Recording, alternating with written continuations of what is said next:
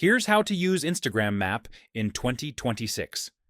If this video helps, please like and subscribe for more quick tutorials. Instagram Map lets you see posts, reels, and sometimes friends' activity based on locations shown on the map.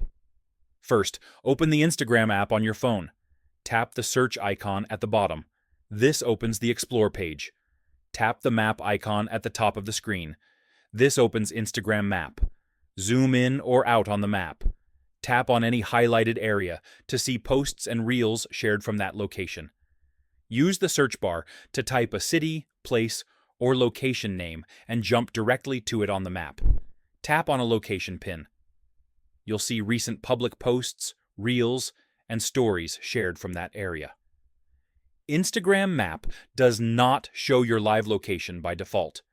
You control what you share through your post and privacy settings.